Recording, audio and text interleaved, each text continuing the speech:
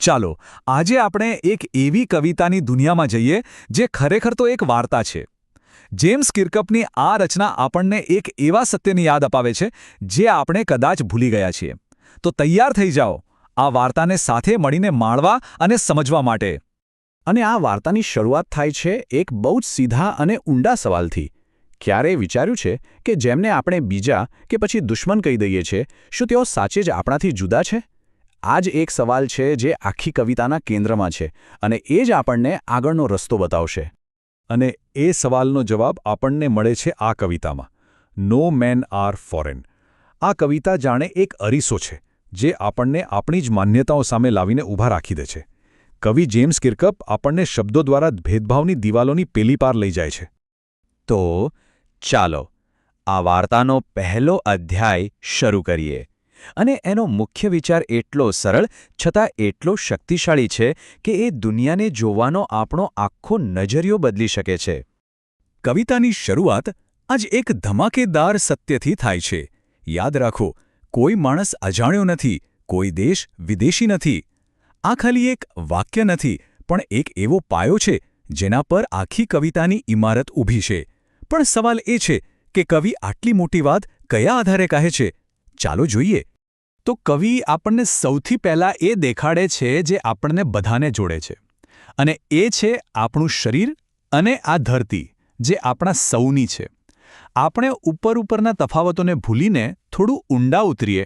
જરા વિચારો, કોઈ પણ દેશનો ગણવેશ હોય, કોઈ પણ રંગના કપડાં હોય, એ બધાની નીચે શું છે? એક જ શરીર જે શ્વાસ લે છે.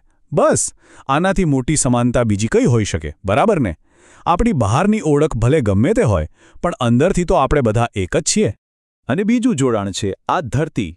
જે જમીન પર આપણે ચાલીએ છીએ એ જ જમીન પર દુનિયાના બીજા ખૂણામાં કોઈ બીજું ચાલી રહ્યું છે. અને અંતે તો આપણે બધાએ આ જ માટીમાં સમાઈ જવાનું છે. જીવન અને મૃત્યુ બંનેમાં આપણી ધરતી એક જ છે. શરીર અને ધરતીની વાત તો થઈ, પણ કવિ અહીં અટકતા નથી.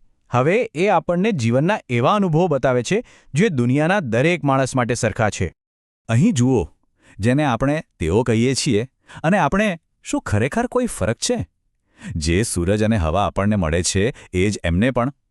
શાંતિ હોય ત્યારે આપણે પણ પાક ઉગાડીએ છીએ અને એ લોકો પણ. આપણા હાથ પણ મજૂરી કરે છે અને એમના પણ. જીવનની ગાડી ચલાવવાની રીત તો બધાની સરખી જ છે. અને વાત ખાલી શારીરિક જરૂરિયાતોની નથી. આપણી જેમ જ એમની પણ આંખો છે જે જાગે છે અને ઊંઘે છે. અને આપણી જેમ જ એમની તાકાતને પણ પ્રેમથી જીતી શકાય છે, નફરતથી નહીં. મતલબ કે આપણી ભાવનાઓ, આપણી સંવેદનાઓ પણ એક જ છે. પણ જો આપણે બધા આટલા સરખા છે તો પછી આ નફરત ક્યાંથી આવે છે? અહીંથી આપણી વાર્તા એક ગંભીર વળાંક લે છે. કવિ આપણને ચેતવે છે કે જ્યારે આપણને નફરત કરવાનું શીખવવામાં આવે છે ત્યારે એનું શું ભયંકર પરિણામ આવે છે. અને અહીં કવિ જે કહે છે તે ખરેખર હચમચાવી દેનારું છે. એ કહે છે કે જ્યારે આપણને કોઈને નફરત કરવાનું કહેવામાં આવે છે ત્યારે આપણે એમનું નહીં પણ આપણું પોતાનું જ બધું છીનવી લઈએ છીએ. આપણે આપણી જ માનવતા સાથે વિશ્વાસઘાત કરીએ છીએ. આ તો આત્મઘાત કરવા જેવું થયું. આ જુઓ કે નફરતનું આખું ચક્ર કેવી રીતે ચાલે છે. કોઈ ઉપરથી આદેશ આપે છે કે નફરત કરો. બસ ત્યાંથી શરૂ થાય છે આત્મવંચના. આપણે ભૂલી જઈએ છીએ કે આપણે બધા સરખા છીએ. પછી આપણે માનવતાનું અપમાન કરીએ છીએ અને એનું છેલ્લું પરિણામ? યુદ્ધ, હિંસા અને એ જ ધરતીનું પ્રદૂષણ જે આપણા સૌનું ભર છે. કવિના શબ્દોમાં કહીએ તો આપણે જે યુદ્ધની આગ અને ધૂળનું નર્ક બનાવીએ છીએ એ નિર્દોષ હવાને બગાડે છે જે આપણા સૌની છે. હવાને થોડી ખબર છે કે કયો દેશ ક્યાં છે. એ તો બધા માટે એક જ છે. એટલે આપણું કરેલું નુકસાન એ આખી માનવજાતનું નુકસાન છે.